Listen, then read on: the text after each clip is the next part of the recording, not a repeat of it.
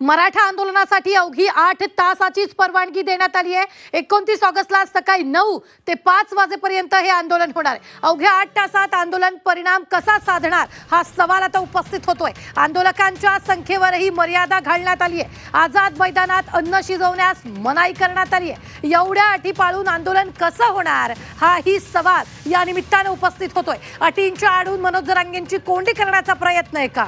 मराठा आंदोलनाची कोंडी केल्याची चर्चा आता सुरू झालेली आहे। मोठी बातमी आपण आत्ताच्या क्षणाची पाहतोय।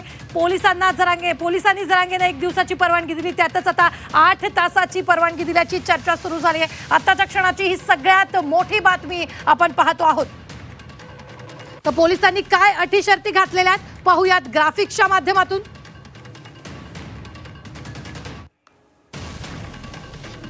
जरांगे पाटलांना 1 दिवस आझाद मैदानात आंदोलन करण्यासाठी परवानगी। आंदोलनासाठी आझाद मैदानात 5000 लोकांनाच येता येणार। सकाळी 9 ते संध्याकाळी 6 पर्यंतच आंदोलन करण्याची परवानगी।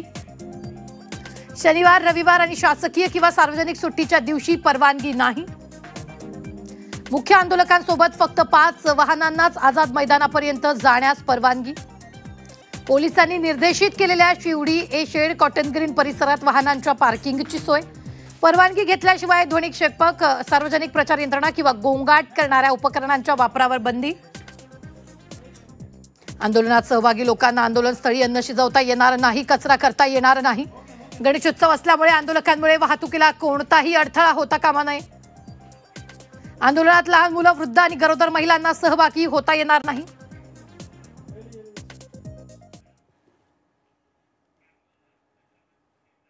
तर या संदर्भात ताजे अपडेट देत आहेत आपले प्रतिनिधी चंद्रकांत पुंदे। चंद्रकांत, सगळ्यात मोठी बातमी येते ती म्हणजेच मराठा आंदोलनासाठी अवघी 8 तासाची परवानगी देण्यात आलेली आहे। काय अटी शर्ती लागू करण्यात आल्या? रुबीना, आपल्यासोबत स्वतः मंत्री उदय सामंत आहेत, जे नेहमी सरकार आणि जरांगे यांच्यामधला दुवा बनतात। आज जरांगेने तुम्ही परमिशन दिली, पण अवघ्या 8 तासाची ही कोंडीचा प्रकार नाही का? जरांगेने ही अटी मान्य नाही। मला अजून त्याची कल्पना नाही। मी पुण्यामार्गे ऑन दी वे होतो, गणेश जयंती आहे आणि योगायोगानं मला श्रीमंत दगडूशेठ हलवाई गणपतीचं दर्शन घेता आलं। प्रार्थना एवढीच केलेली आहे की महाराष्ट्राच्या जनतेवर संकट येऊ नये, बळीराजा सुखावला पाहिजे आणि महाराष्ट्राची जास्तीत जास्त सेवा महाराष्ट्र राज्याचे मुख्यमंत्री, उपमुख्यमंत्री आमच्या सगळ्यांना काय आवाहन करणार तुम्ही? मनोज जरांगे पाटलांना एवढंच आव्हान आहे की संयमाने घेतलं पाहिजे। त्यांच्या अनेक मागण्या सरकारनं मान्य केलेल्या आहेत। गणेशोत्सवाचा मोसम चालू आहे आणि त्याच्यामध्ये आपण सगळ्यांनी आहे ते म्हणतात शिवनेरी मुक्काम करणार पॉसिबल वाटत नाही। हजारो लोक आहेत त्यांच्या सोबत आणि तुम्ही परवानगी। मला त्याच्याबद्दल एवढंच सांगायचं आहे की मनोज जरांगे पाटलांनी संयम बाळगला पाहिजे। ते संयमी आहेत हे देखील मला माहिती आहे। मी अनेक वेळा त्यांच्याशी चर्चा केलेली आहे। सरकार त्यांच्या सगळ्या गोष्टींचा विचार करते, त्यासाठी नवीन समिती स्थापन केलेली आहे। त्या समितीमध्ये मी देखील आहे। त्याच्यामुळे मला असं वाटतं की त्यांनी संयमाने घेऊन सरकारला सहकार्य केलं। दार उघडणार का सरकारच्या वतीने? कारण जरांगे हट्टाला पेटले ते आता माघार नाही। सरकार बरोबर ते चर्चेला जर तयार असतील तर आम्ही नक्की पुढाकार घेऊ। तुम्ही स्वतः बोलणार जरांगेंशी? ते जर तयार असतील तर नक्की बोलू।